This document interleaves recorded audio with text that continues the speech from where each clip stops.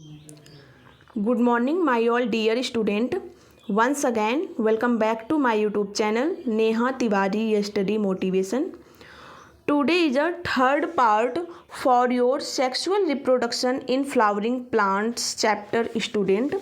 And today in this video, we are going to detail yesterday about the complete structure, composition and function of male and female gametophyte in flowering plant. Okay student, तो जैसा कि आप लोगों को पता है, हम लोगों ने sexual reproduction in flowering plants chapter को स्टार्ट किया हुआ है।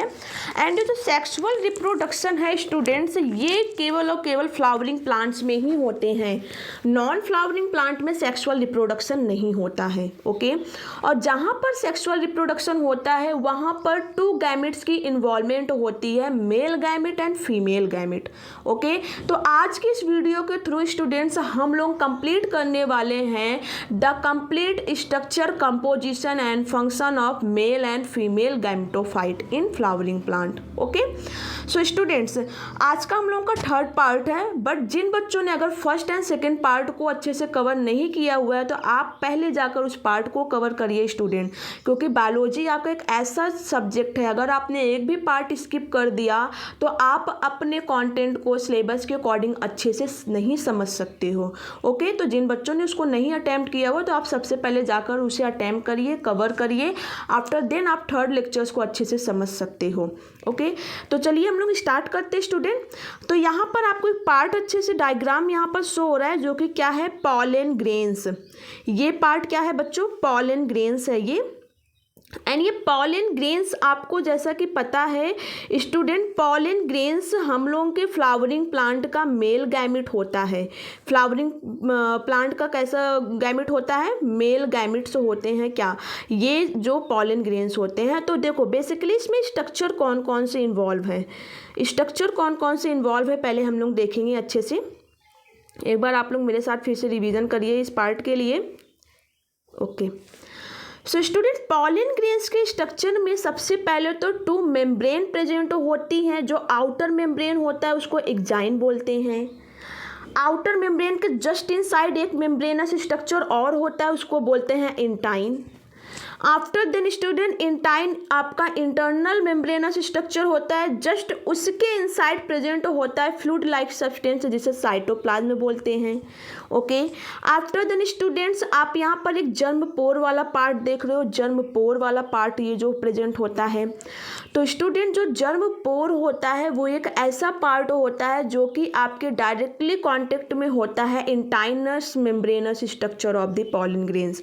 पॉलन ग्रेन्स का जो इंटाइनस वाला पार्ट होता है, इंटाइन स्ट्रक्चर वाला पार्ट होता है, इंटाइन मेम्ब्रेनस वाला पार्ट होता है, वहीं से जर्म पोर आपकी कंप्लीट डेवलप्ड होती हैं। ओके, ये स्टूडेंट्स आपका पार्ट था पॉलन ग्रेन्स का। ये क्या पार्ट था आपका, पॉलन ग्रेन्स का, जिसमें आप लोग अच्छे से एक बार फिर से रिवीजन कर लोगे। एक्जाइन क्या होता है, इंटाइन क्या होता है, साइटोप्लाज्म क्या होता है, जर्म पोर क्या होता है।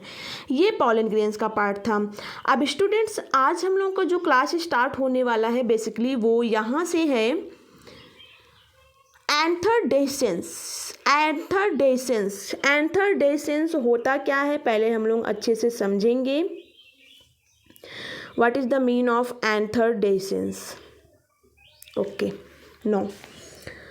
The dehiscence of the anther occurs due to the endothelium layer. एंथरडेसेंस जो होता है स्टूडेंट्स वो कहाँ से आपकी डेवलप होती है, तो वो एंडोथीशियम लेयर से डेवलप होती हैं। आपको बताया गया है स्टूडेंट्स, जो ट्रांसवर्स सेक्शन होता है आपके यंग एंथर का, उसमें क्लियर विजिबल होता है complete membranes structure of the your anther. Anther का जो कंप्लीट मेम्ब्रेनस स्ट्रक्चर होता है उसमें क्लियर हम लोगों ने सीन किया हुआ था, अपने सेकेंड लेक्चर में अच्छे से हमने पढ़ा था, जिसमें स्टूडेंट्स हम लोगों ने क्या देखा था, देखो यहाँ पर भी मेंशन है। सबसे आउटर की लेयर जो होती है उसको एपिडर्मिस बोलते हैं, जस्ट उसके इनसाइड की लेयर जो होती है उसको इंडोथीसियम बोलते हैं। तो इंडोथीसियम लेयर जो है एंथर का मेम्ब्रेनस वाले स्ट्रक्चर में जो इंडोथीसियम लेयर होती है, इंडोथीसियम लेयर ही आपकी फॉर्म करती है डेhiscence को। किसको फॉर्म करती है बच्चों, डेhiscence को फॉर्म करती है। After then the point where the endothelium layer break is known known as the stomium. वो पॉइंट जहाँ पे एंडोथीसियम लेयर ब्रेक हो जाती हैं उसे बोलते हैं स्टोमियम। क्या बोलते हैं बच्चों? स्टोमियम बोलते हैं। Pollen grains are released from the dehisced anther. Pollen grains student से डेस्ट एंथर वाले पार्ट से रिलीज होते हैं। ओके, पॉलन ग्रेन्स जो कि आपका क्या है, ये मेल गैमेट्स हैं। आपका पॉलन ग्रेन्स ही आपका मेल गैमेट्स हैं, मेल सेक्स सेल है पॉलन ग्रेन्स। अब ये पॉलन ग्रेन्स रिलीज्ड कहाँ से होती हैं? तो वो डेस्ट एंथर वाले पार्ट से ये रिलीज्ड होती हैं। ओके, एंड ये डेसेंस आपका कहाँ से डेवलप होता है? एंडोथेसियम लेयर से डेवलप होता है। और वो पॉइंट स्टूडेंट जहाँ से एंडोथेसियम लेयर्स ब्रेक हो जाती हैं उसे क्या बोलते हैं? स्टोमियम बोलते हैं। तो यहाँ पे स्ट्रक्चर मेंशन है, यहाँ पे आप ये देख सकते हो पॉलन ग्रेन से स्टूडेंट्स, ये है ए मैच्योर डेसेंस्ड एंथर। ओके, ये आपका एक मैच्योर डेसेंस्ड एंथर का पार्ट है, डेसेंस्ड एंथर। तो डेसेंस्ड एंथर वो पार्ट है जहाँ से पॉलन ग्रेन्स क्या होते हैं? रिलीज्ड होते हैं। आई होप आपको ये पार्ट अच्छे से समझ आया स्टूडेंट्स। यहाँ पर देखिए आप लोग सीन कर सकते हो, प्रीवियस ईयर क्वेश्चंस गिवन है। ये प्रीवियस ईयर क्वेश्चंस स्टूडेंट्स आप लोग खुद से सॉल्व करोगे, और ये जो क्वेश्चंस गिवन है ना, जो टॉपिक आप लोग कवर कर रहे हो ना, उसी से रिलेटेड ये आपके प्रीवियस ईयर क्वेश्चंस यहाँ पर मेंशन है। ओके, तो चलिए अब इसको हम लोग स्क्रॉल करते हैं और आगे हम लोग अपना सिलेबस कवर करते हैं। ओके, नो, ये प्रीवियस ईयर क्वेश्चंस है, इसको आप लोग अच्छे से अपना कंप्लीट करोगे एंड कमेंट सेक्शन में बताओगे इसका आंसर क्या होगा। ओके, चलिए अब है student applied aspects of palynology. Very must important students, हम लोग पैलिनोलॉजी के लिए कौन कौन से इंपॉर्टेंट टर्म्स यूज करते हैं उसी को ही बोला जाता है अप्लाइड एस्पेक्ट्स। कौन कौन से एस्पेक्ट्स को हम लोग अप्लाई करते हैं जब हम लोग पैलिनोलॉजी पढ़ते हैं। अब ये पैलिनोलॉजी क्या होता है आपको बताया गया सेकेंड लेक्चर में, इसीलिए हम बोलते हैं कि आपको कंटिन्यूअसली अपना सीक्वेंस के अकॉर्डिंग हर एक पार्ट को कवर करना चाहिए। ओके, चलिए हम लोग स्टार्ट करते हैं।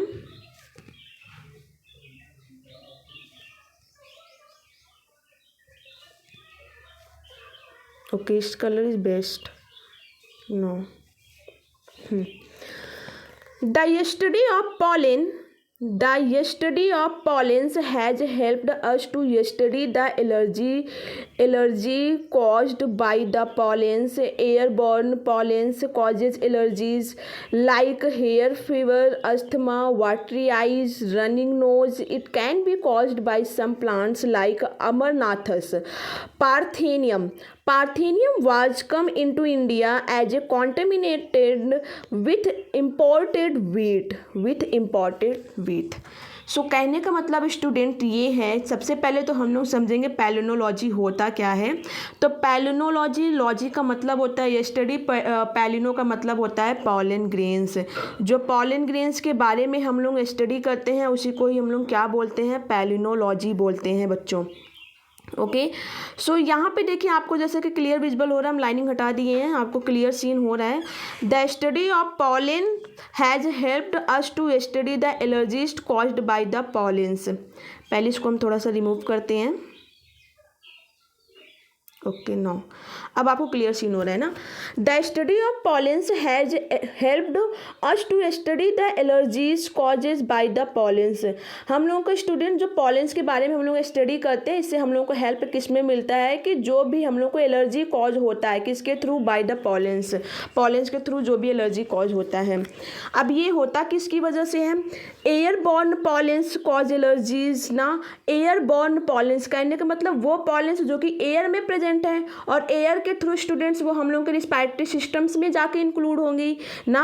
तो उस वजह से हम लोग को कौन कौन सी एलर्जी होती है वो आपको आना चाहिए। हाई फीवर होता है, अस्थमा होता है, ओके, एंड वाटरी आइज, जो हम लोग के आइज में वाटर आता है ना, वाटरी आइज होना, रनिंग नोज रनिंग नोज, ये सारे डिजीज कॉज होते हैं स्टूडेंट्स किसकी वजह से? जो पॉलन ग्रेन्स एयर के थ्रू हम लोगों के बॉडी में इंटर कर जाते हैं। Okay, it can be caused by some plants, ये कुछ प्लांट्स की वजह से कॉज होते हैं, ये कुछ प्लांट्स की वजह से कॉज हो सकते हैं। जैसे फॉर एग्जांपल्स अमरनाथस, अमरनाथस एक प्लांट्स है एंड पैराथीनियम एक प्लांट्स होता है। तो अमरनाथस एंड पैराथीनियम ऐसे प्लांट्स हैं जो कि हम लोगों को बहुत ही सारी डिजीज कॉज करती हैं। और ये डिजीज कैसे कॉज होता है कि इनके पॉलन ग्रेन्स जो हैं वो एयर की हेल्प से हम लोगों के बॉडी में इंटर कर जाते हैं एंड एलर्जी कॉज करते हैं। जैसे वो एलर्जी कौन कौन सी हो गई, हाई फीवर हो गया, अस्थमा हो गया, वाटरी आइज हो गई, रनिंग नोज हो गया। ओके, अब ये पैराथीनियम जो है वो हम लोग के इंडिया में कैसे आया पता है? ये हम लोग के इंडियन का प्लांट नहीं है पैराथीनियम। ये पैराथीनियम जब हम लोग के इंडिया से वीट को ट्रांसपोर्ट किया जा रहा था अनदर कंट्री में, ओके, मतलब कि जो वीट होता है ना, यू नो, गेहूँ का जब इम्पोर्टेड किया जाता है, इम्पोर्टेड का मतलब ट्रांसपोर्टेशन करना, जब वो गेहूँ को इम्पोर्टेड किया जा रहा था तो उसी के कॉन्टामिनेटेड के थ्रू ये पैराथीनियम भी हम लोगों के इंडिया में आया ना। तो जो हम लोग गेहूँ किसी और देशों से मंगाते हैं तो उसी गेहूँ के साथ ही पैराथीनियम आपके पॉलन ग्रेन्स ये भी हम लोगों के इंडिया में आ गए। And next, pollen have certain useful properties and thus are used for making tonics.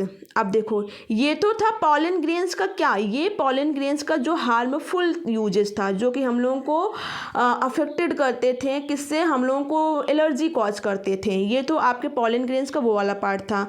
अब जो पॉलन ग्रेन्स है स्टूडेंट्स, ये हम लोगों को क्या करते हैं, ये हम लोगों को हेल्पफुल होते हैं। कैसे? इसका कुछ हेल्पफुल प्रॉपर्टीज़ हैं। Pollens have a certain useful properties and these are used for making tonics and energy tablets. Pollen grains जो होते हैं स्टूडेंट, इसका यूजफुल प्रॉपर्टीज़ ये होता है कि इसका यूज हम लोग टॉनिक बनाने में करते हैं ना, टॉनिक जो टॉनिक पीते हैं, टॉनिक बनाने में एंड एनर्जी टैबलेट बनाने में होता है। And these tonics and tablets are used by athletes to increase performance and race horses respectively. Very most important बच्चों कि जो पॉलन ग्रेन्स है इसका सबसे ज़्यादा यूजफुल जो है वो कौन करते हैं, तो वो एथलीट्स लोग करते हैं। यू नो, एथलीट्स होते कौन है? एथलीट्स। तो जो एथलीट्स होते हैं वो एक ऐसे पर्सन होते हैं जो स्पेशली स्पोर्ट कंपटीशन में पार्टिसिपेट करते हैं ना। स्पोर्ट कंपटीशन में पार्टिसिपेट करने के लिए स्पेशली उनको क्या किया जाता है, टॉनिक्स दिया जाता है, कुछ एनर्जी टैबलेट्स दी जाती है। तो जो एनर्जी टैबलेट्स हैं, टॉनिक्स हैं, ये आपके पॉलन ग्रेन से ही बनते हैं। किससे बनते हैं? पॉलन ग्रेन से बनते हैं। तो ये पॉलन ग्रेन्स का यूजफुल प्रॉपर्टी है जिसका use most of the athletes करते हैं इनके परफॉर्मेंस को इंक्रीज करने के लिए। यू नो, अब एनर्जी टैबलेट है तो एनर्जी को इंक्रीज करेंगे और जब एनर्जी को इंक्रीज करेंगे तो उतने ज़्यादा इनका अच्छा परफॉर्मेंस होगा। एंड ये एथलीट्स होते कौन है? A person who can run, jump, etc very well, specially who takes part in a sport competition. Okay, जो स्पोर्ट कॉम्पिटिशन में पार्ट लेते हैं स्पेशली उसी को ही हम लोग एथलीट्स बोलते हैं। तो एथलीट्स के लिए यूजफुल होते हैं पॉलन ग्रेन्स, क्योंकि पॉलन ग्रेन से बनता है टॉनिक्स एंड एनर्जी टैबलेट्स बनता है। ओके, तो ये पॉलन ग्रेन्स का यूजफुल प्रॉपर्टी है। और ऊपर जो आपको दिया गया जो कि एलर्जी कॉज करते हैं, ये हार्मफुल प्रॉपर्टी है। और हार्मफुल प्रॉपर्टी के लिए कौन कौन से पॉलन ग्रेन्स स्पेशली हैं, वो आपका है अमरनाथस प्लांट्स के पॉलन ग्रेन्स हैं एंड पैराथीनियम प्लांट्स के पॉलन ग्रेन्स हैं। आई होप स्टूडेंट सारे बच्चों को अच्छे से समझ में आ रहा है। Okay, next, Pollens are present in the honey which provide it with amino acid, vitamins and minerals। अब देखो ये भी यूजफुल है, आपके पॉलेंस का ये भी यूजफुल पार्ट ही है। Pollens are present in the honey, pollens जो होता है हनी में प्रेजेंट होता है, जो कि क्या प्रोवाइड करते हैं, which provide it with amino acid provide करते हैं, विटामिन्स एंड मिनरल्स प्रोवाइड करते हैं। Okay, vitamins and minerals and amino acid को कौन प्रोवाइड करते हैं, तो वो पॉलन ग्रेन्स में प्रेजेंट होते हैं। और ये पॉलन ग्रेन्स हम लोग को हनी के थ्रू जो है मिलता है। और वैसे भी बच्चों आपको पता है कि जो हनी हो वो हनी कॉम्ब में बनते हैं, हनी कॉम्ब में बनते हैं। तो स्टूडेंट जो ये होता है ना आपका हनी, स्पेशली ये फ्लावर्स के जूसेज ही होते हैं। यू नो, फ्लावर्स के जूसेस से ही बनते हैं हनी। तो अब इसमें पॉलन ग्रेन्स की अगर अमाउंट देखें तो पॉलन ग्रेन्स का कॉन्स्टिट्यूशन बहुत ज़्यादा होगा। तो कहने का मतलब बेसिकली ये है कि जो हनी होते हैं वो रिच हो जाते हैं। किससे रिच हो जाते हैं? Amino acid, vitamin and minerals का। Next, pollen grains of some plants are viable for a few weeks, like in leguminous plants, and viability of the pollen is maintained for 6 months. To increase the viability, the pollens are maintained at the lower temperature in 196 degrees Celsius in pollen banks. This is known as cryopreservation. Cryopreservation बहुत ज़्यादा important है बच्चों कि sorry, pollen grains जो होता है कुछ plants में, उसको हम लोग कुछ वीक के लिए विजिबल कर सकते हैं, देख सकते हैं।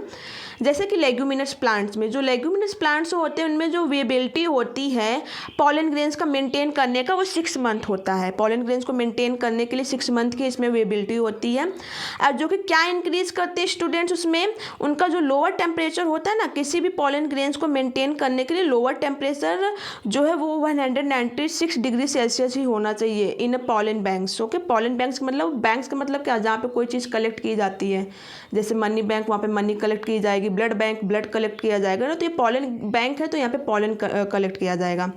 तो 196 डिग्री सेल्सियस का इसका टेम्परेचर होना चाहिए। एंड इसी कंप्लीट प्रोसेस को ही हम लोग क्या बोलते हैं, क्रायो प्रिजर्वेशन बोला जाता है, cryo preservation. Okay, next, These stored pollen can be used later for plant breeding to improve, one second बच्चों, breeding to improve certain characteristic of the plant, certain characteristic of the plants। Okay, चलिए इसको scroll करते हैं पहले।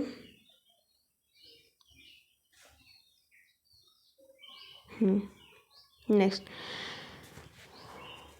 plants or can be used if the plants face extinction to become critically endangered। Plants students इसका use हम लोग कर सकते हैं ऐसे प्लांट्स जो कि किसको फेस कर रहे हैं, एक्सटिंक्शन। एक्सटिंक्शन का मतलब होता है स्टूडेंट, एक्सटिंक्शन का मतलब होता है विलुप्त हो जाना। ऐसे प्लांट जो कि विलुप्त होते जा रहे हैं, तो हम लोग स्टूडेंट बेसिकली क्या कर सकते हैं, पॉलन बैंक का यूज करके, पॉलेंस को कलेक्ट करके ऐसे प्लांट्स के जीनस स्पीशीज को हम लोग प्रिजर्व कर सकते हैं। डैट मीन्स उसको हम लोग अच्छे से सेव कर सकते हैं इन जनरेशन टू जनरेशन, अच्छे से उसका फिर से जनरेशन को बनाए रखने के लिए continuously, and to become critically endangered, जो कि क्या हो जा रहे हैं, क्रिटिकली इंडेंजर्ड हो जा रहे हैं। ओके, नेक्स्ट, अब स्टूडेंट्स हम लोग स्टार्ट करने जा रहे हैं स्ट्रक्चर ऑफ द गाइनेशियम। क्या, structure of the gynoecium, very most important part अब हम लोग का स्टार्ट होने जा रहा है। तो आप लोग अच्छे से अपना पहले वर्क कंप्लीट करिए, यहाँ पे जो भी सीन हो रहा है अच्छे से फेयर कॉपी कंप्लीट करेंगे, उसके बाद हम लोग समझते हैं। ओके, थोड़ा कलर चेंज कर लेते हैं पहले।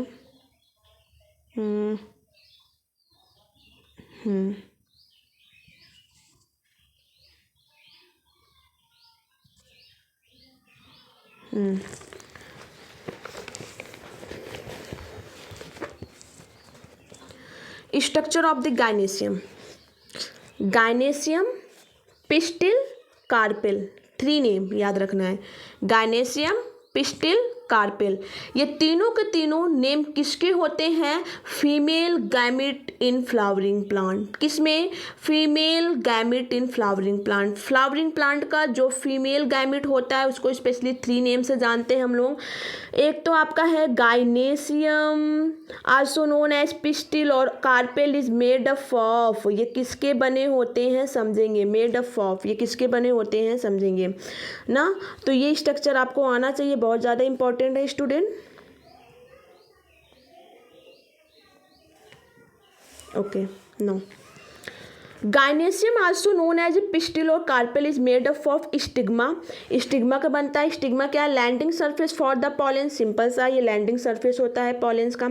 Style, passage for the pollen tube to ovary, ये पैसेज प्रोवाइड करती है। स्टाइल जो होता है वो क्या होता है, पैसेज प्रोवाइड करती है ना, ये बेसिकली स्टूडेंट स्टाइल जो है वो पैसेज प्रोवाइड करती है किसके लिए, जो आपका पॉलन ट्यूब है, pollen tube, passage for the pollen tube, pollen tube के लिए पैसेज प्रोवाइड करती है टू द ओवरी, ओवरी तक जाने के लिए। ओवरी क्या है, embryo sac with the female gamete, ये एक एम्ब्रायो सैक होता है जिसमें फीमेल गैमेट होता है, जिसमें एग प्रेजेंट होती हैं। क्या प्रेजेंट होती हैं बच्चों, एग प्रेजेंट होती हैं। ओके, नो, द पिस्टिल और कार्पेल कैन बी यूनिकार्पेलरी और multi carpellary. Very most important student, pistil और कार्पेल जो होता है वो 2 टाइप्स की होती हैं, जैसे कि आपको अपनी मोबाइल स्क्रीन पर सीन हो रहा है। तो स्टूडेंट यहाँ पे यूनिकार्पेलरी क्या होता है, मल्टी कार्पेलरी क्या होता है समझेंगे। यूनिकार्पेलरी हैविंग ए सिंगल कार्पेल, जब एक सिंगल कार्पेल होता है, जब सिंगल कार्पेल होगा तो उसको unicarpellary. And multicarpellary it is further divided into apocarpous and syncarpous. बहुत ज़्यादा इंपॉर्टेंट है। मल्टी कार्पेलरी नेम से क्लियर है कि इसमें मल्टीपल कार्पल प्रेजेंट होंगे। और कार्पेल क्या होता है, पिस्टिल क्या होता है एंड गाइनेशियम क्या होता है। अभी हमने आपको बताया तीनों के तीनों नेम है आपके फीमेल गैमिट इन फ्लावरिंग प्लांट। ओके, तो यूनिक कार्पेलरी में सिंगल कार्पेल होगा, मल्टी कार्पेलरी में मोर देन 1 कार्पेल होंगे। एंड इसको स्पेशली 2 पार्ट में डिवाइड किया गया है, एपोकार्पस एंड सिनकार्पस। आपको दिख रहा है मोबाइल स्क्रीन पर बच्चों, एपोकार्पस एंड सिनकार्पस होता है।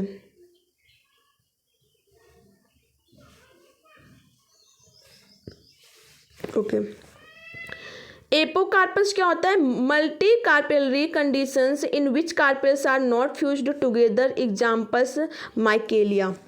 देखिए, मल्टी कार्पेलरी ऐसी कंडीशंस होती हैं जिसमें कार्पेल्स जो होते हैं वो एक दूसरे से फ्यूज्ड नहीं होते हैं। ओके, कार्पेल वाला पार्ट जो होता है बच्चों वो एक दूसरे से फ्यूज्ड नहीं होते हैं। सिंपल सा समझेंगे, एपोकार्पस का मतलब क्या होता है। एपोकार्पस का मतलब, ये सबसे पहली बात तो मल्टी कार्पेलरी का पार्ट है। अब ये जो मल्टी कार्पेलरी का पार्ट है स्टूडेंट, इसमें जो कार्पेल्स का अरेंजमेंट होता है ना वो एक दूसरे को फ्यूज नहीं करेंगे, एक दूसरे को टच नहीं करेंगे। और इसका एग्जाम्पल क्या है, माइकेलिया। इसका एग्जाम्पल क्या है, माइकेलिया एग्जाम्पल है। एंड देखो, जबकि एपोकार्पस सिनकार्पस आपका मल्टी कार्पेलरी है, तो इसमें आपका जो कार्पल होगा 1 से ज़्यादा होगा, 1 से मोर देन होगा ना, मतलब कि 1 से ज़्यादा होंगी। तो कहने का मतलब, अब जब 1 से ज़्यादा होंगे आपके जो कार्पेल हैं, तो इनका जो अरेंजमेंट होता है, कौन एक दूसरे से फ्यूज्ड हो रहे हैं और कौन एक दूसरे से फ्यूज्ड नहीं हो रहे हैं, इस बेस पर 2 पार्ट में डिवाइड कर दिया गया, एपोकार्पस एंड सिनकार्पस। एपोकार्पस में क्या होता है, ये ऐसी कंडीशंस होती है जिसमें carpels are not fused together, जिसमें कार्पल्स एक दूसरे से फ्यूज्ड नहीं होंगे। एग्जाम्पल्स माइकेलिया हो गया। मल्टी कार्पेलरी कंडीशंस क्या होती है, इसमें कार्पल्स जो हैं एक दूसरे से फ्यूज्ड होते हैं, जैसे क्या हो गया, पापावेर। जैसे इसका एग्जाम्पल से क्या हो गया स्टूडेंट, पापावेर। तो Papaver is the best examples of syncarpous, where is the fused carpels with each other. जहाँ पे कार्पल्स एक दूसरे से फ्यूज्ड हो जाते हैं उसे सिनकार्पस बोलते हैं। जहाँ पर कार्पल्स एक दूसरे से फ्यूज्ड नहीं होते हैं उसे क्या बोलते हैं, एपोकार्पस बोलते हैं। अब चलिए हम लोग डायग्राम देखेंगे तो ज़्यादा क्लैरिटी होगा। ओके, तो चलिए अच्छे से समझते हैं एपोकार्पस एंड सिनकार्पस क्या होता है। यहाँ पर आपको दिख रहा है जैसे कि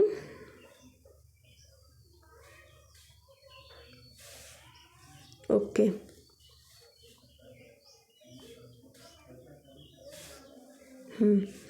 ये पार्ट बच्चों देखो यहाँ पर मेंशन है ना definition, apocarpous multi carpellary condition in which the carpels are not fused together, get it।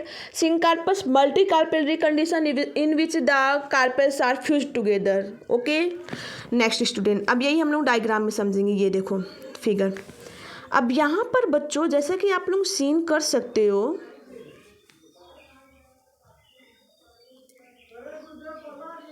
हाँ, यहाँ पर जैसे कि आप लोग सीन कर सकते हो, ये है मल्टी कार्पेलरी। फिगर फर्स्ट में देख रहे हैं ये वाला पार्ट, मल्टी कार्पेलरी एपोकार्पस।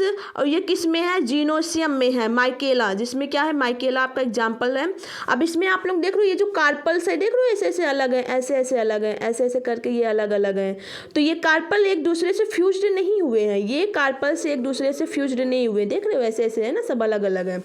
तो जो कार्पल्स एक दूसरे से फ्यूज्ड नहीं होते हैं उसे बोलते हैं एपोकार्पस। एंड एपोकार्पस का बेस्ट एग्जांपल्स क्या है स्टूडेंट, माइकेलिया। क्या है, माइकेलिया। लर्न करेंगे क्या है, माइकेलिया। ये गाइनेशियम पार्ट है ना, गाइनेशियम पार्ट है, आप देख रहे हो एपोकार्पस का गाइनेशियम पार्ट है ये, जिसका किसका, ये माइकेला का। माइकेला का गाइनेशियम पार्ट है जो कि एपोकार्पस होते हैं, मल्टी कार्पेलरी का पार्ट होता है। ओके, उसके बाद स्टूडेंट सेकेंड हम लोग देख रहे हैं वो है पापावेर। पापावेर पिस्टिल ऑफ ए पापावेर। ये पापावेर का एक पिस्टिल है, इसमें स्टूडेंट आप लोग देख रहे हो सिंकार्पस ओवरी है, सिंकार्पस स्टिग्मा आप देख रहे हो कैसे एक दूसरे से फ्यूज्ड हो गए हैं, ऐसे ऐसे ऐसे ऐसे सब देखिए एक दूसरे से फ्यूज्ड हो गए हैं। तो इसमें जो कार्पल एक दूसरे से फ्यूज्ड हो गए स्टूडेंट, इसीलिए इसको क्या बोलते हैं, सिंकार्पस बोलते हैं। क्या बोलते हैं, सिंकार्पस बोलते हैं। तो सिंकार्पस का मतलब ये होता है, सिंक का मतलब हो जाता है फ्यूज्ड होना, कार्पस का मतलब कार्पेल। जब कार्पेल एक दूसरे से फ्यूज्ड हो जाते हैं तो सिंकार्पस होता है। इसका एग्जाम्पल क्या होता है, पापावेर। एंड जब कार्पेल एक दूसरे से फ्यूज्ड नहीं होते हैं, वो अपना ऐसे ऐसे देख रहे हो फॉर्म कर रहे हैं, एक दूसरे से ये फ्यूज्ड नहीं है, तो उसे बोलेंगे क्या, एपोकार्पस। इसका एग्जाम्पल्स क्या है, माइकेला है। आई होप आपको ये स्ट्रक्चर अच्छे से समझ में आया होगा स्टूडेंट्स। ओके, चलिए अब नेक्स्ट हम लोग पढ़ेंगे स्टूडेंट, ये एपोकार्पस, सिंकार्पस कंप्लीट हो गया, यूनिकार्पेलरी, मल्टीकार्पेलरी कंप्लीट हो गया, स्टिग्मा स्टाइल ओवरी क्या होता है, कंप्लीट हो गया। स्टिग्मा स्टाइल ओवरी को ही कंबाइनली हम लोग पिस्टिल कहते हैं, आपको पता है। गाइनेसियम बोले या कार्पेल बोले या पिस्टिल बोले, सबके सब मतलब किसकी बात हो रही है, फीमेल गाइमेट की बात हो रही है। एपोकार्पस, सिंकार्पस, यहाँ तक आई होप आपको क्लियर हो गया है। अब हम लोग पढ़ने जा रहे हैं बच्चों structure of the ovule. Ovule का स्ट्रक्चर क्या होता है, तो ओव्यूल का स्ट्रक्चर पढ़ने के लिए पहले यहाँ पर एक हम लोग का बहुत ही अच्छा प्यारा सा डायग्राम है, समझेंगे, उसके बाद हम लोग अपना स्ट्रक्चर लगाएंगे। ओके, ये स्ट्रक्चर, ये बेसिकली उसका अच्छे से स्टेटमेंट देखेंगे बाद में, पहले हम लोग यहाँ पे डायग्राम अच्छे से समझेंगे।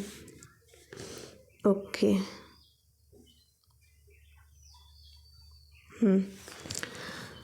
एनाट्रोपस ओव्यूल, एनाट्रोपस ओव्यूल का पार्ट आपको यहाँ पर दिख रहा है, anatropous ovule.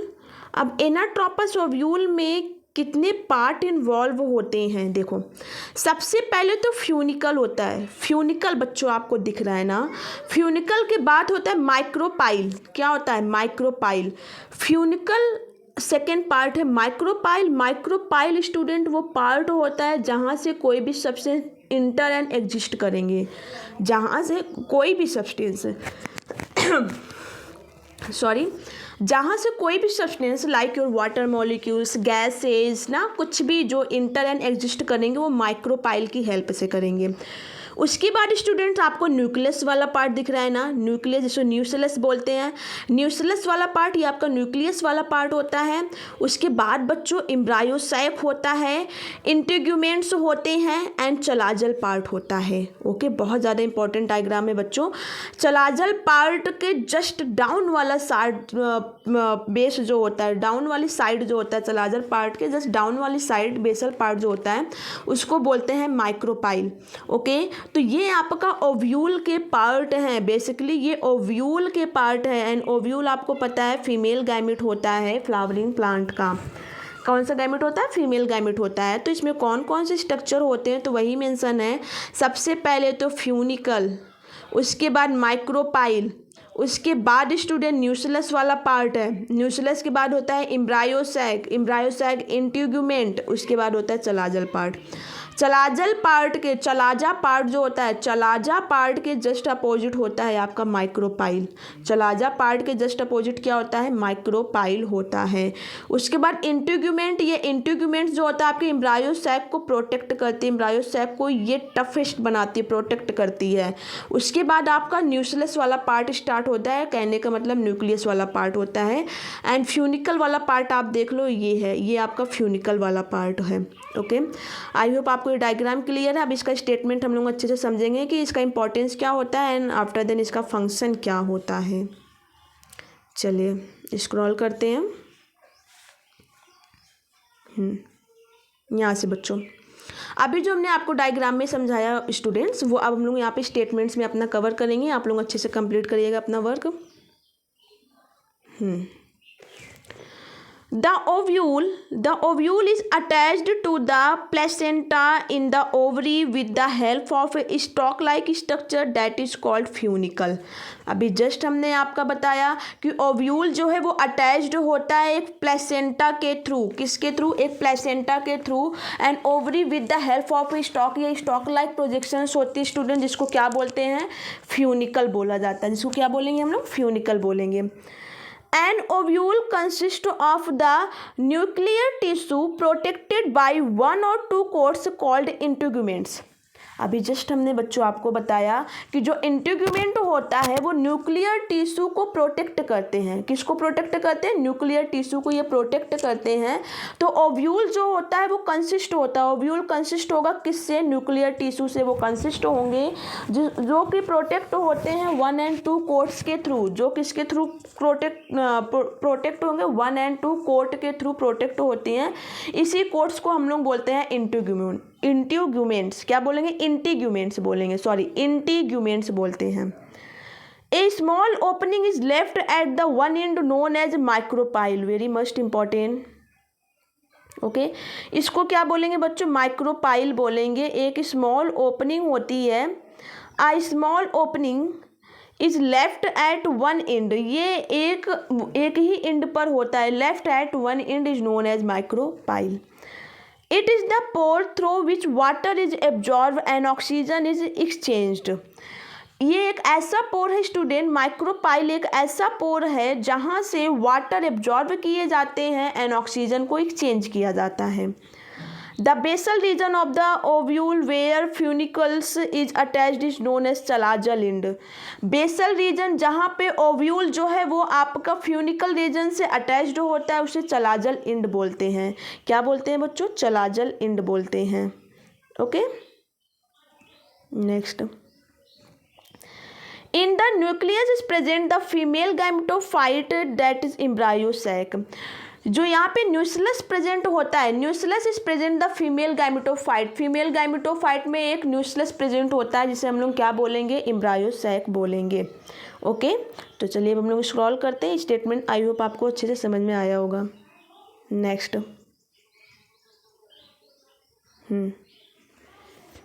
In Anatropous ovule, the micropyle and the funicle lie close to each other. Anatropous ovule जो होता है ना, इसमें माइक्रोपाइल जो है वो फ्यूनिकल से एक दूसरे के थ्रू बहुत ही क्लोजली अटैच्ड होते हैं, क्लोज होंगे एक दूसरे के थ्रू ना। नोट है यहाँ पे, ovule in which integuments are absent is called ategmic ovule. इसका एग्जाम्पल्स क्या है? वो है सैंथैलम। सैंथैलम बहुत ज़्यादा इंपॉर्टेंट है स्टूडेंट्स, ये बोर्ड के एग्जाम्स में आपके पूछे गए हैं ऑब्जेक्टिव क्वेश्चंस में कि यहाँ पे जो संतालुम है, ये संतालुम है। संतालुम एंड एटेगमिक वाले पार्ट जो हैं, कहने का मतलब ऐसा ओव्यूल जिसमें एंटीग्यूमेंट्स जो होता है वो एब्सेंट होता है। ऐसा ओव्यूल जिसमें एंटीग्यूमेंट एब्सेंट होते हैं उसे क्या बोलेंगे? एटेगमिक बोलेंगे। एटेगमिक या संतालुम, एटेगमिक ओव्यूल बोलेंगे। और ये कौन से प्लांट्स में होता है? तो इसका एग्जाम्पल है संतालुम। ओके, तो नोट है, इसको बहुत ज़्यादा अच्छे से हम लोग समझेंगे। Ovule in which integuments are absent is called ategmic ovule. ऐसे ओव्यूल जिसमें इंटीग्यूमेंट एब्सेंट होते हैं उसे हम लोग एटेगमिक ओव्यूल बोलते हैं, एटेगमिक ओव्यूल। और इसका एग्जाम्पल किस प्लांट्स में होता है? तो वो है संतालुम में। किस में होता है? संतालुम में होता है।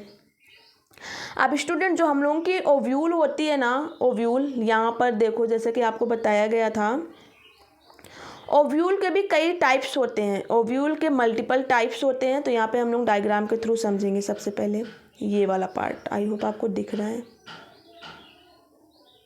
Yes, types of ovule, everything I think you have a clear to visible.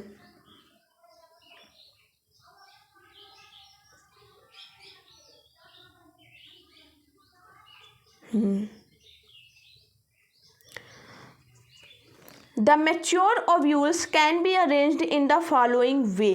जो मैच्योर ओव्यूल होते हैं स्टूडेंट वो फॉलोइंग वे में अरेंज्ड होते हैं। जैसा आप देख रहे हो ABCDEF ना, अब पढ़ेंगे हम लोग अच्छे से। पहला जो होता है वो होता है क्या? आर्थोट्रोपस। एक बार आप लोग हमारे साथ अच्छे से पढ़िए, आर्थोट्रोपस। उसके बाद स्टूडेंट जो सेकेंड आपका होता है वो होता है सर्किनोट्रोपस। क्या होता है? सर्किनोट्रोपस। एंड थर्ड होता है हेमियानाट्रोपस। एंड 4 होता है स्टूडेंट आपका एम्फियोट्रोपस। एंड 5 होता है आपका कैम्पिलोट्रोपस। 5 क्या होता है? कैम्पिलोट्रोपस। तो बेसिकली स्टूडेंट ये जो आपके टाइप्स ऑफ ओव्यूल है ना, ये किस बेस पर इनका जो ये डिवीजन हुआ है? तो ये डिवीजन हुआ स्टूडेंट कि यहाँ पे जो माइक्रोपाइल वाला पार्ट है वो किस तरीके से अरेंज है, अप है, डाउन है, साइड वाइज है ना। तो इस अकॉर्डिंग जो है हम लोगों का जो टाइप्स ऑफ ओव्यूल है स्पेशली इसको 6 पार्ट में डिवाइड किया गया है। ओके तो फर्स्ट है आपका आर्थोट्रोपस। फर्स्ट है आपका क्या, आर्थोट्रोपस। आर्थोट्रोपस क्या होता है, micropyle and funicle lie in one line, जिसमें माइक्रोपाइल और फ्यूनिकल एक ही लाइन में होते हैं, उसे बोलते हैं आर्थोट्रोपस। उसे क्या बोलेंगे, आर्थोट्रोपस बोलेंगे बच्चों। जिसमें माइक्रोपाइल और फ्यूनिकल एक ही लाइन में अरेंज होते हैं उसे आर्थोट्रोपस बोलेंगे। अब उसके बाद है सर्किनोट्रोपस। सर्किनोट्रोपस क्या होता है, the length of funicle increase to cover the whole ovule. यहाँ पे देख रहे हो ये वाला पार्ट बी वाला ना, इसमें स्टूडेंट जो लेंथ होता है फ्यूनिकल का वो आपके पूरे ओव्यूल को कवर कर लेता है। इंक्रीज होगा, सबसे पहले जो फ्यूनिकल है उसकी लेंथ इंक्रीज होगी, और जब फ्यूनिकल की लेंथ इंक्रीज होगी तो आपके पूरे ओव्यूल को क्या कर लेगी, कवर कर लेगी। तो ऐसे प्रकार के अरेंजमेंट को हम लोग क्या कहते हैं, सर्किनोट्रोपस कहते हैं। Hemianatropous. Hemianatropous funicle is at right angle to the nucleus and integuments. यहाँ आप लोग देख रहे हो ना, तो ये सी वाला पार्ट है, ये आपका यहाँ पे जो फ्यूनिकल होता है वो right angles of the nucleus के राइट वाले एंगल्स एंड इंटीग्यूमेंट्स के पास ये प्रेजेंट होती हैं फ्यूनिकल्स। उसके बाद student amphitropous. Micropyles lies close to the nucleus due to the unilateral growth. यहाँ पे जो माइक्रोपाइल होता है स्टूडेंट वो अरेंज इस तरीके से होती हैं जहाँ पर यूनिलैटरल ग्रोथ होती है। किसकी वजह से, यूनिलैटरल ग्रोथ होती है। उसके बाद स्टूडेंट लास्ट में आपका आता है कैम्पिलोट्रोपस। अब ये जो कैम्पिलोट्रोपस होता है, एम्ब्रायोसाइक इज हॉर्स स्वे शेप्ड। हॉर्स स्वे का मतलब समझते हो, मतलब हॉर्स का मतलब क्या होता है, घोड़ा। स्वे का मतलब क्या होता है, शूज लाइक स्ट्रक्चर्स। तो घोड़े के पैर जैसा आप देख रहे हो, ये वाला पार्ट, ये वाला पार्ट, ये इसमें एम्ब्रायोसाइक कुछ इस तरीके सा सीन होता है, तो इसलिए इसको हम लोग क्या बोलते हैं, कैम्पिलोट्रोपस बोला जाता है। तो ये सारे के सारे ट्रोपस कहने का मतलब टाइप्स ऑफ ओव्यूल आपको अच्छे से राइट और लर्न कर लेने हैं। ओके, चलिए अब नेक्स्ट स्टूडेंट्स हम लोग अपना कवर करने वाले हैं मेगास्पोरोजेनेसिस। What is megasporogenesis. पहले यहाँ पे देखिए दिया हुआ है मेगास्पोरोजेनेसिस होता क्या है, एक बार सिंपल सा समझेंगे पहले। Megasporogenesis it is the development of megaspores from the megaspore mother cell by meiosis। Megasporogenesis का मतलब, जेनेसिस का मतलब स्टूडेंट होता है फॉर्मेशन, बार बार बताया गया। जहाँ पे जेनेसिस मिलेगा तो इसका मतलब क्या है, वहाँ पे फॉर्मेशन हो रही है। अब मेगास्पोर्स जो होते हैं स्टूडेंट वो आपके फीमेल गैमेट होते हैं। क्या होते हैं, फीमेल गैमेट होते हैं। So student it is the development of megaspores from the megaspore mother cell ना। जो मेगास्पोर मदर सेल होंगे उनके थ्रू मेगास्पोर्स का जो डेवलपमेंट होता है मियोसिस सेल डिवीजन के थ्रू, उसी को ही बोलते हैं मेगास्पोरोजेनेसिस। अंडरस्टैंड, क्या बोलेंगे, मेगास्पोरोजेनेसिस। तो मेगास्पोरोजेनेसिस क्या होता है, मियोसिस सेल डिवीजन के थ्रू जो मेगास्पोर मदर सेल होती हैं वो डिवाइड होकर डेवलप करती हैं मेगास्पोर्स को। इसी कंप्लीट प्रोसेस को ही बोलेंगे मेगास्पोरोजेनेसिस। अंडरस्टैंड। तो डेफिनेशन आप लोग अच्छे से राइट कर लेंगे, बहुत सिंपल सा है, आपको समझ में आ जाएगा। अब यहाँ पे हम लोग देखते हैं मेगास्पोरोजेनेसिस। यहाँ से देखिए 1 बाय 1 अच्छे से समझेंगे बच्चों।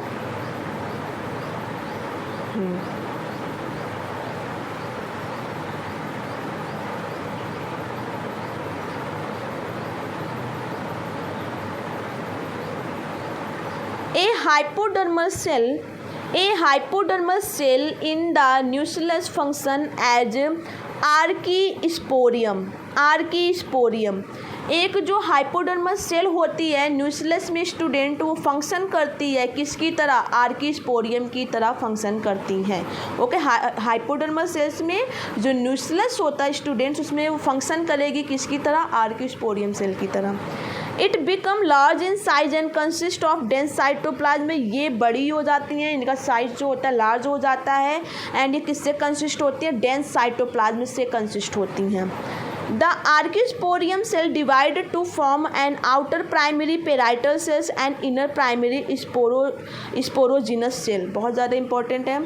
आर्किस्पोरियम सेल्स जो होती हैं वो डिवाइड होती हैं और फॉर्म करती हैं टू स्पेशल टाइप की सेल्स को। पहली जो सेल्स होती हैं उसको बोलेंगे outer primary parietal cells, and second जो होगी वो उसको बोलेंगे inner primary sporogenous cell. Okay, तो आर्किस्पोरियल सेल्स डिवाइड होंगी और 2 स्पेशल सेल्स को फॉर्म करेंगी। फर्स्ट सेल को बोलेंगे outer primary parietal cell and second को बोलेंगे inner primary sporogenous cell. The primary sporogenous cell divided to form the megaspore mother cell. अब स्टूडेंट जो प्राइमरी स्पोरोजिनस सेल्स है ये डिवाइड होती हैं और क्या फॉर्म करती हैं, मेगास्पोर मदर सेल को फॉर्म करेंगी, ठीक है ना। आर्किस्पोरियम सेल डिवीजन होती हैं, 2 सेल बनाती हैं, outer primary parietal cell and inner primary sporogenous cell. अब जो प्राइमरी स्पोरोजिनस सेल है ये फिर से डिवाइड होती हैं और मेगास्पोर मदर सेल को फॉर्म करती हैं। The megaspore mother cell divide meiotically meiosis and form 4 megaspores. Megaspore mother cells जो है वो डिवाइड होंगे मियोसिस या मियोटोटिकली सेल डिवीजन प्रोसेस के थ्रू एंड 4 मेगास्पोर्स को फॉर्म करेंगी। Okay, after then only 1 megaspore, यहाँ से समझेंगे,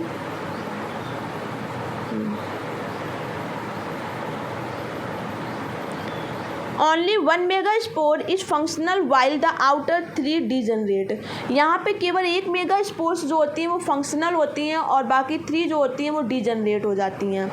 this function megaspore undergoes first mitotic division and form as binucleate structure without wall formation. इसके थ्रू स्टूडेंट होता क्या है कि जो आपका मेगास्पोर्स होते हैं इसमें फर्स्ट माइटोटिक सेल डिवीजन होती है और ये फॉर्म कर देती है बाइन्यूक्लिएट स्ट्रक्चर, 2 न्यूक्लियस वाला स्ट्रक्चर फॉर्म करेंगी विदाउट वॉल फॉर्मेशन, बिना वॉल के फॉर्म हुए। बिना मतलब वहाँ पे वॉल फॉर्मेशन नहीं होगा लेकिन 2 न्यूक्लियस की फॉर्मेशन हो जाएगी जिसको बाइन्यूक्लिएट स्ट्रक्चर बोलते हैं। It further undergo second mitotic division, या फिर से इसमें सेकेंड माइटोटिक सेल डिवीजन होता है एंड फॉर्म 4 न्यूक्लियाई। अब ये कितना फॉर्म करेंगी, 4 न्यूक्लियाई, समझेंगे। पहला माइटोटिक डिवीजन हुआ, 2 न्यूक्लियाई बना, बाइन्यूक्लिएट, ओके। सेकेंड माइटोटिक डिवीजन हुआ तो 4 न्यूक्लिएट बन गया विदाउट वॉल फॉर्मेशन। फर्स्ट में भी वॉल फॉर्मेशन नहीं हुआ, सेकेंड माइटोटिक डिवीजन में भी वॉल फॉर्मेशन नहीं हुई।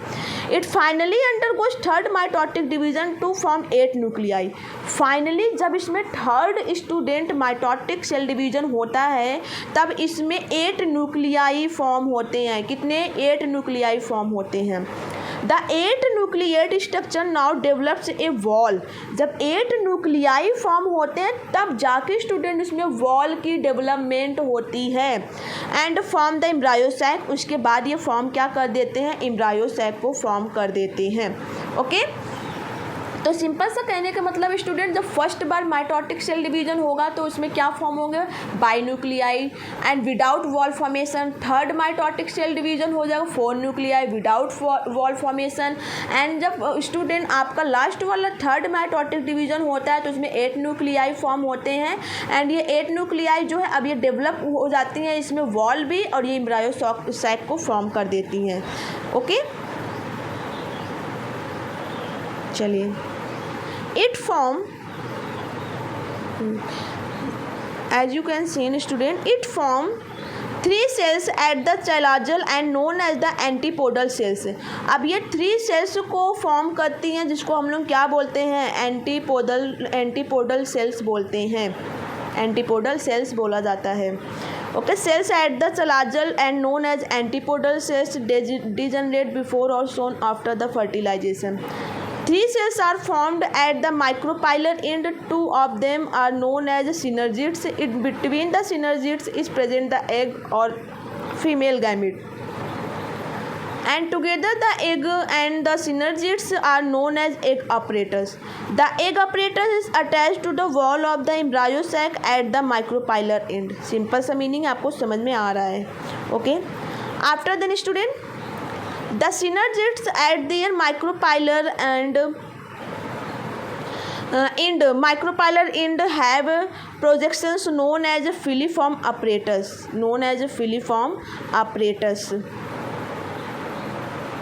पहले इसको स्क्रॉल करते हैं बच्चों।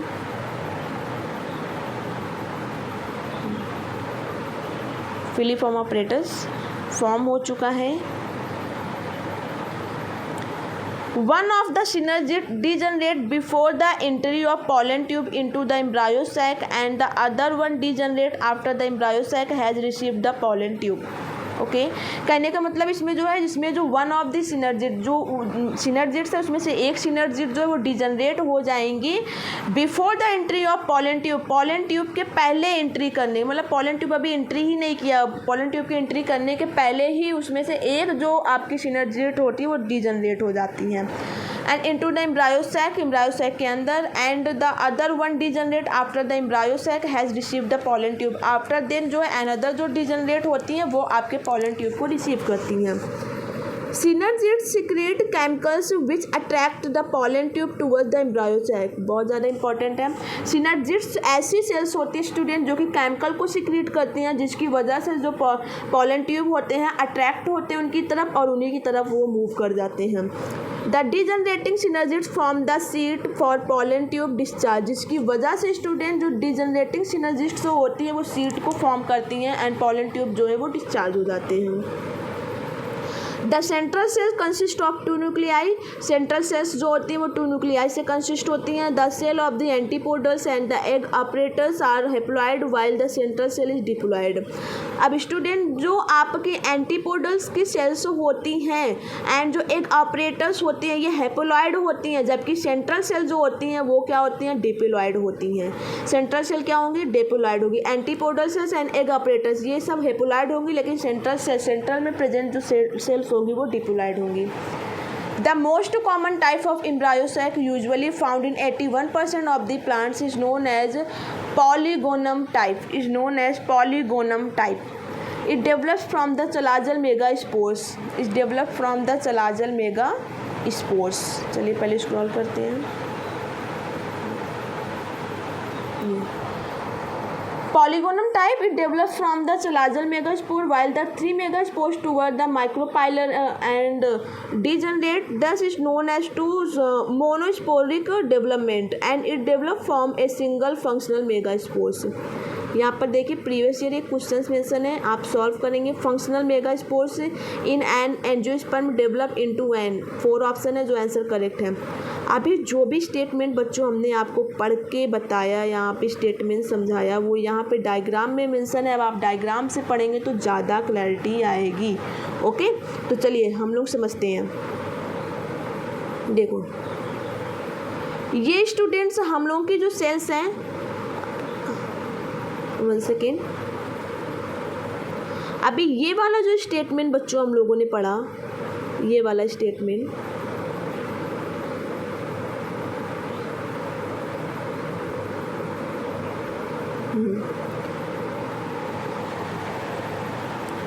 स्टूडेंट जो फर्स्ट हम लोगों ने पढ़ा था वो क्या था कि द मेगास्पोर मदर सेल्स में माइटोटिक मियोसिस सेल डिवीजन होती है जिसमें 4 मेगास्पोर्स की फॉर्मेशन होती है ना। तो देखो the function megaspores undergo first, तो जब मेगास्पोर फर्स्ट बार माइटोटिक सेल डिवीजन होती है जिसमें बाइन्यूक्लिएट स्ट्रक्चर फॉर्म होता है बिना वॉल फॉर्मेशन का, तो वही मेगास्पोर्स यहाँ पे मेंशन है। अब यही वही मेगास्पोर्स यहाँ पे मेंशन है, आप समझेंगे अच्छे से। अब पहले मेगास्पोर्स आपका इसमें मियोटिक सेल डिवीजन हुआ, माइटोटिक सेल डिवीजन हुआ,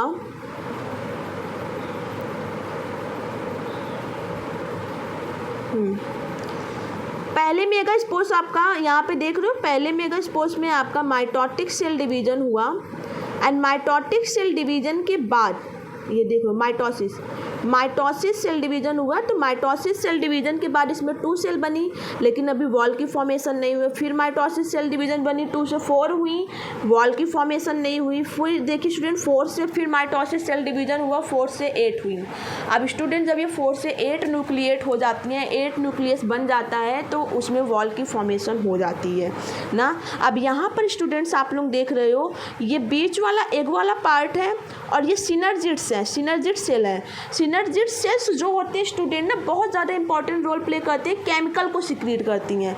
जब ये केमिकल को सिक्रीट करती है ना तभी जो स्टूडेंट पोलन ट्यूब होते हैं, एंड पोलन ट्यूब में ही आपका क्या होता है, एंथर वाला फिलामेंट वाला पार्ट होता है जिसमें pollen grains male gamete present होंगे ना। तो कहने का मतलब सिनर्जिड्स वो केमिकल सिक्रीट करते हैं जिसकी वजह से पोलन ट्यूब अट्रैक्टिव होकर इन्हीं की साइड मूव करती हैं, और जब मूव करेंगे स्टूडेंट तो उनके साथ प्रेजेंट होगा पोलन ग्रेन्स जो कि एग के साथ आके फर्टिलाइज्ड हो जाते हैं। तो यहाँ पे ये सिनर्जिड सेल है, ये स्टूडेंट एग सेल है, और देखो ये सेंट्रल सेल है, ये बीच वाला देख लो ये सेंट्रल सेल होती हैं, ये पोलर न्यूक्लियाई है, ये एंटीपोडल सेल्स है। Polar nuclei and antipodal cells. तो एंटीपोडल सेल्स आप देख रहे हो ये एंटीएस पार्ट में प्रेजेंट है, इसलिए इसको एंटीपोडल सेल्स बोलते हैं। ओके, उसके बाद स्टूडेंट्स हम लोग क्लियर समझेंगे इस वाले पार्ट को। यस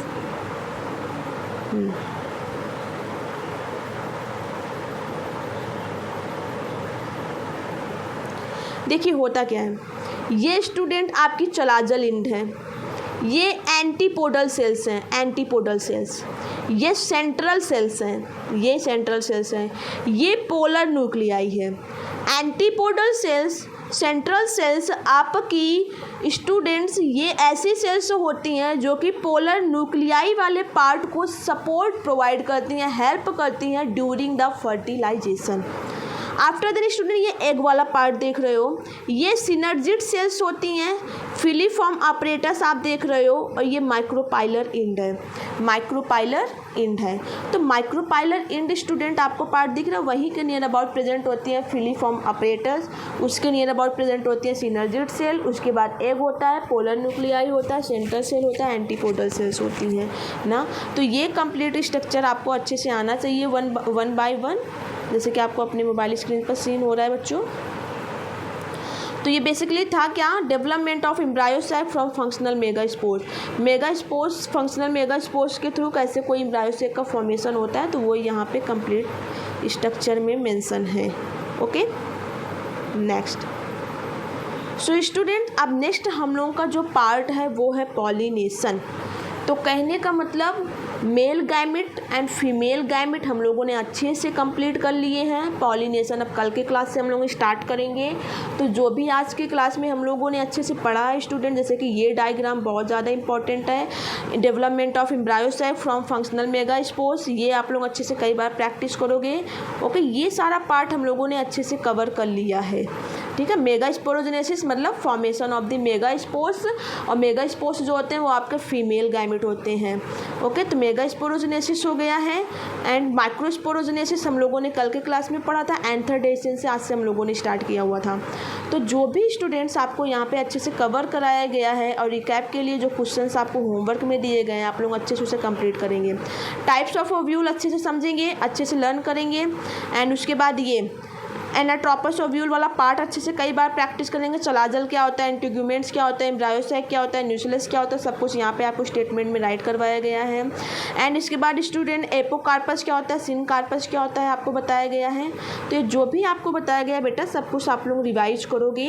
कल की क्लास हम लोगों की चलेगी पॉलिनेशन से। कहाँ से चलेगी, पॉलिनेशन से। तो आप लोग इसका अच्छे से थोड़ा सा बेसिक्स पढ़ कर आएंगे, एनसीईआरटी बुक की रीडिंग लगा कर आएंगे। तो पॉलिनेशन हम लोग कल स्टार्ट करेंगे। Okay, so thanks all of you.